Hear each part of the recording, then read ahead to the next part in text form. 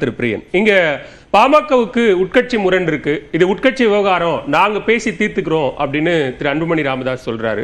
அதே நேரத்தில் தேமுதிகவுக்கு ஏற்கனவே ராஜ்யசபா இடம் தொடர்பான ஒரு முரண் ஒன்று தொடர்ந்து கொண்டிருக்கிறது.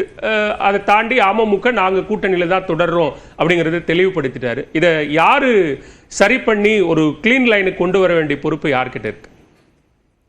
இல்லை, அதாவது இந்த அதிமுக பாஜக கூட்டணி அந்த இதோட அவசரம் அவசியம் ஸ்ரீகாந்த் சொன்னார். அவசரம் அவசியம். ஒரு பலமான கூட்டணி எதிர்க்க வந்திருக்கு. நாங்கள் துண்டு துண்டாக இருந்தால் திமுகவுக்கு ஒரு பலமான எதிரி இல்லை அப்படின்னு நினைப்பாங்க. அதனால நாங்கள் சேர்ந்திருக்கோன்றார். அது ஒரு காரணமாக இருந்தால் கூட அதிமுக என்கிற கட்சி தாவேகா என்கிற கட்சியோட பல கட்ட பேச்சுவார்த்தை நடத்தி அது முறிஞ்சு போன பிறகு தான் இது நடந்திருக்கு. ஆக்சுவலாக இந்த விஷயம் நடந்திருக்கு. இது என்னோட கருத்து. அது ஒரு அவரோட கருத்து, இது என்னோட கருத்து.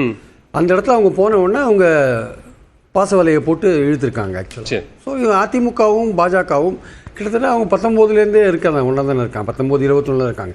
ஆக்சுவலாக பல நிலைக்கு ஒரு கூட்டணி 21 10 வருஷம் ஆன்டி இன்குமென்சியை மீறி 75 இடங்கள் அந்த கூட்டணி வாங்கிட்டுன்றதை நம்ம ஒத்துக்கணும். ஸோ ஒரு பல நிலைத்த கூட்டணி 24 நீங்கள் தனியாக போனபோது நீங்கள் 2 பேருமே ஒரு இடத்த கூட வாங்கலை. அப்போ 2 கட்சியிலையுமே இருக்கிற அதிமுகவில் இருக்கிற பாஜக நலன் விரும்பிகள் இல்லை பாஜகவில் இருக்கிற அதிமுக நலன் விரும்பிகள் 2 பேருமே நினச்சாங்க we should have some alliance அப்படின்னு. அப்போதுலேருந்தே அன்னிலேருந்தே நான் அந்த எலெக்ஷன் முடிஞ்ச அடுத்த நாள்லேருந்தே நான் சொல்லிட்டு இருக்கேன், வரப்போகிற 26 தேர்தல் அதிமுக பாஜக கூட்டணி கண்டிப்பாக உண்டு அப்படின்னு சொல்லியிருக்கேன். ஏன்னா அதுக்கு அப்போவே பேச்சுவார்த்தைகள் ஆரம்பிச்சிட்டாங்க, பின்புறமாக ஆரம்பிச்சிட்டாங்க.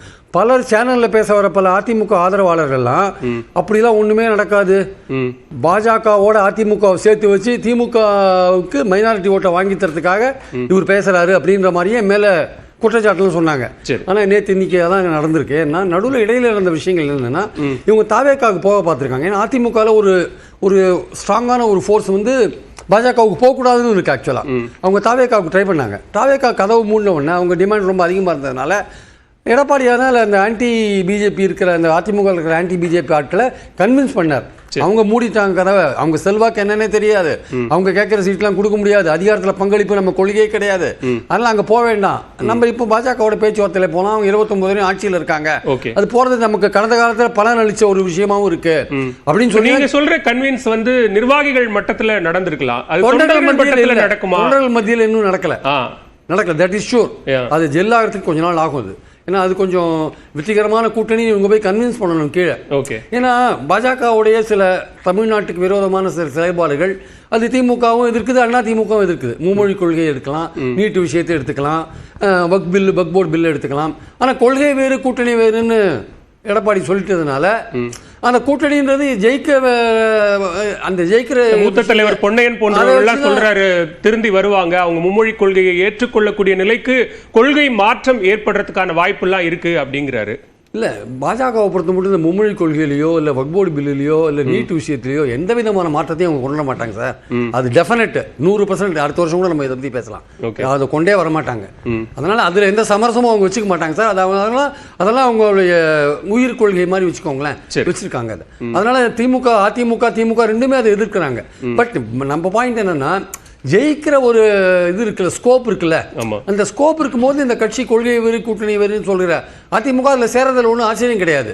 ஏன்னா இங்கே ஜெயிக்கிறது தான் நோக்கம் ஆக்சுவலா. ஸோ அதனால் அந்த அடிப்படையில் தான் சேர்ந்துருக்கு. தாவேக்கா கதவு க்ளோஸ் ஆன உடனே அது பாஜக பக்கம் போனாங்க. ஏன்னா அதிமுகவில் இருக்கிற பாஜக எதிர்ப்பாளர்களை எடப்பாடி கன்வின்ஸ் பண்ணினார். அப்போ இனிமேல் தாவேக்காவோட போக முடியாதுன்ட்டு. அதனால இது எதிர்பார்க்கப்பட்ட ஒரு கூட்டணி தான். பட் நம்ம என்ன இப்போ எதிர்பார்க்கிறோம்னா, வெறும் இந்த அதிமுக பாஜக கூட்டணி மட்டுமே வெற்றி கொடியை தொட்டுறது. தொடர்றதுக்கான வாய்ப்பு இல்லை. இதில் பாமக, தேமுதிக, நீங்கள் சொல்கிற அமமுக, அப்புறம் ஓபிஎஸ்சி எல்லாருமே இருக்கணும். அதெல்லாம் இருந்தால் தான் ஜான் பாண்டியன் இருக்கணும், புதிய தமிழும் இருக்கணும். இருந்தால் தான் அது ஒரு சக்ஸஸை ரீச் பண்ண முடியும். அதை எப்படி அடைய போகிறாங்க? பாமக தன்னுடைய ஆப்ஷன் இன்னும் சொல்லவே இல்லை. எலெக்ஷன் இருக்கிறதுல அவங்க எப்படி போவாங்கன்னு தெரியாது. தேமுதிகவும் அதே மாதிரி எலெக்ஷன் சமயத்தில் அவங்க எப்படி எந்த சைடு போவாங்கன்னு சொல்ல முடியாது. இதெல்லாம் கன்ஃபார்ம் ஆனாதான் அதிமுக பாஜக கூட்டணி திமுகவுக்கு ஒரு ஃபைட் கொடுக்குற, டஃப் ஃபைட் கொடுக்குற ஒரு கூட்டணி அமையும். நான் சொல்ற லைனப் இருக்கணும் அங்க. ஆக்சுவலா ஏன் இப்பவே அந்த கேள்வி எழுதுனா, இப்போ திரு ஸ்ரீகாந்த் சொன்னாரு, இப்பவே அதை கட்டமைத்து திமுகவுக்கு ஒரு ஒருங்கிணைந்த எதிர்ப்பு இருக்கு அப்படிங்கறத காட்ட வேண்டிய, அந்த கன்சாலிடேட்டை காட்ட வேண்டிய ஒரு தேவை இருக்கு அப்படின்னு சொல்றாருல்ல. இப்போ பாமக அமித்ஷா அவர்களினுடைய வருகைக்கு முந்தின நாள் திரு ராமதாஸ் அவர்கள் நான் தான் நிறுவனர் என்கிற முறையில் நான் தான் கட்சியினுடைய தலைவர் அப்படிங்கிறாரு. அப்ப அன்புமணி ராமதாஸ் அல்லது அமித்ஷா அவர்களுடைய சந்திப்பை தடை செய்யறதுக்காக அவர் அப்படியான ஒரு உத்தியை கையில் எடுக்கிறாரா அப்படிங்கிற கேள்வி எழுது. திரு டிடிவி தினகரன் அவர்கள் சந்திக்கல, அடுத்த நாள் நாங்க தேசிய ஜனநாயக கூட்டணியில தான் தொடர்றோம் அப்படிங்கிறாரு. ஓபிஎஸ் கைவிடப்பட மாட்டார் அப்படிங்கிற உத்தரவாதத்தையும் அவரே சேர்த்து கொடுக்கிறாரு. அப்ப இதெல்லாம் சொல்லக்கூடிய செய்தி என்ன? இல்ல ஓபிஎஸ்க்கு வந்து தினகரன் உத்தரவாதம் எல்லாம் போறாது. ஆக்சுவலா ஓபிஎஸ்க்கு வந்து ஓபிஎஸ் பொறுத்த மட்டும் பேசிதான் முடிவு பண்ணணும். எடப்பாடி ரொம்ப தெளிவா இருக்கார், ஓபிஎஸ் செய்யக்கூடாதுன்றதுல அவர் ரொம்ப தெளிவா இருக்கார். ஏன்னா அவர் வந்து அவரோட தலைமைக்கு சேலஞ்ச் பண்றாரு. சார், அதிமுக ஒருங்கிணைப்பாளர் போஸ்ட்டை வந்து அதுக்கான சிவில் கோர்ட்ல கேஸ் பெண்டிங்கா இருக்கணும் ஆக்சுவலா. அதனால வந்து அவர் எந்த கட்டத்திலையும் ஓபிஎஸ் அவர் சமரசம் பண்ண மாட்டார். குருவி மாதிரி சிறுக சிறுக அந்த கட்சியை வந்து அவர் பின்னாடி சேர்த்து வச்சிருக்காரு ஓபிஎஸ் இபிஎஸ். அதை வந்து அவ்வளவு சீக்கிரம் வந்து இன்னொருத்தர் வரும்போது அவர் அதுல ஒரு சுயநலம் இருக்கு, கட்சி நலன் கிடையாது, சுயநலம் தான் இருக்கு. அவர் விட்டு கொடுக்க மாட்டார். அதனால தான் ரொம்ப ஸ்டபான இருக்கார். இன்னைக்கு வந்து கட்சி வந்து இபிஎஸ் பின்னாடி தேர்தலை சந்திக்கிறதுக்கு விருப்பப்படுது. அதுல எந்த விதமான பிரச்சனையோ பிளவோ ஏற்படுறதுக்கு விரும்பல. அதனால செங்கோட்டையன் கூட ஓரம் கட்டப்பட்டிருக்கிறார். செங்கோட்டையன் எடுத்த முயற்சிகள்லாம் அது விழலுக்கு எடுத்த நீராக போய் ஓரம் கட்டப்பட்டிருக்கார். அவருக்கு சீட்டு கிடைக்குமான்றது இனிமேல் சந்தேகமான ஒரு விஷயமா பார்க்கறேன் நான். ஸோ அதனால ஏன்னா கட்சி செல்வாக்கு மிக்க நபராக இபிஎஸ் இருக்காருன்னு அப்படி சொல்ல வரல. இந்த நேரத்தில் கட்சி வந்து அந்த தளபதி பின்னாடி வழி நடத்த போகணும்னு, போருக்கு போகணும்னு நினைக்கிறாங்க. இதுல எந்த விதமான பிரச்சனையும் அப்படின்னா அவர் எந்த முடிவு வேண்டுமானாலும் எடுக்கலாம். ஓபிஎஸ் சேர்க்க வேண்டாம் முடிவு தாராளம் எடுப்பார் சார். அதுல வந்து பாஜக வந்து லார்ஜர் இன்ட்ரெஸ்ட்ல பார்ப்பாங்க. கட்சியா ஓபிஎஸ்ஆ கூட்டணியா பார்க்கும்போது ஓபிஎஸ் சைடு லைன்ல ஒதுக்கி வச்சுட்டு அவங்க அடுத்த கட்டத்துக்கு போவாங்க.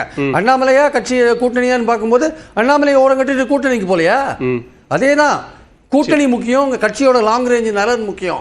அதுதான் ஒரு கட்சி பார்க்கவே தவிர தனிநபர்களை பார்க்கவே பார்க்காது. முதற்கட்ட பார்வை எடுத்துக்க பேசலாம். திரு மணிகண்டன், இங்க அதிமுகவுக்கு முன்னாடி இருக்கக்கூடிய சவால் என்ன, அல்லது எது சாதகமான சூழல் அப்படின்னு பார்க்கும்போது தேமுதிக இன்னும் கூட்டணி தொடர்பான பாஜக தரப்பிலிருந்தோ அதிமுக தரப்பிலிருந்தோ எங்களுக்கு எதுவும் அழைப்பு வரல, அது தொடர்பா தகவலும் இல்லை அப்படிங்கிறது ஒண்ணு. அதே நேரத்தில் அமமுகவும் ஓ பன்னீர்செல்வமும் தெரிவித்திருக்கக்கூடிய கருத்துக்கள் என்பது அதிகாரப்பூர்வமா தமிழ்நாட்டில் தேசிய ஜனநாயக கூட்டணிக்கு அதிமுக தான் தலைமை அப்படின்னாலும் இந்த முன்னிருக்கக்கூடிய சவால்களை எப்படி எதிர்கொள்ள போகிறார் எடப்பாடி பழனிசாமி? எல்லா சவால்களையும் தொடர்ந்து அதிமுக எதிர்கொண்டே வருகிறது. கடந்த காலங்களில் திமுகவும் அந்த அணியில் இருக்கிற கட்சிகளும் அதிமுகவை தனிமைப்படுத்துவதற்கான எல்லா முயற்சியும் எடுத்தது. அதிமுக எப்படியாவது கூட்டணி அமைத்து விடாமல் தடுத்து அதன் மூலமாக நாம் அதிகமான இடங்களை பெற வேண்டும் என்று கூட்டணி கட்சிகள் வைத்தது. மிகப்பெரிய வெற்றி பெற வேண்டும் என்று திமுகவும் முனைந்தது. இப்போது எல்லாம் தவிடுபடி ஆக்கிவிட்டு ஒரு மிகப்பெரிய கூட்டணிக்கு அச்சாரம் இருக்குது அதிமுக. இப்போ பொது எதிரி திமுக. அப்ப அந்த பொது எதிரியை வீழ்த்துவதற்கான ஒரு அளவுகோல் தான் அந்த கூட்டணியை. இதுல வந்து திமுகவை யாரெல்லாம் வேண்டாம் என்று நினைக்கின்றார்களோ, வீழ்த்த வேண்டும் என்று விரும்புகிறார்களோ அவர்கள் அனைவரையும் ஒன்றிணைத்துக் கொண்டு தேர்தலை சந்திப்பதுதான் இந்த தேர்தல் கூட்டணியுடைய யுக்தி. அதற்கான தொடக்கம் தான் பாஜக அதிமுகவோடு இணைந்திருக்கிறது. இந்த கூட்டணி மேலும் வலுப்பெறும். நீங்க குறிப்பிட எல்லா கட்சிகளுமே ஒன்றிணைந்து நிச்சயமாக வரும். அந்த காலத்துக்கான ஒவ்வொரு நகர்வுகளும் உருவாகி கொண்டே வருகிறது. அதிமுக பொதுச் செயலாளர் எடப்பாடி அவர்கள் மிக தெளிவான ஒரு அரசியல் யுக்தியை கையாண்டு கொண்டிருக்கிறார். ஏன்னா தமிழ்நாட்டில் கடந்த 4.5 ஆண்டு காலத்தில் திமுக மக்களுக்கு அளித்த வாக்குறுதியை நிறைவேற்றாமல் ஏமாற்றி இருக்கிறது, பொய் சொல்லி இருக்கிறது.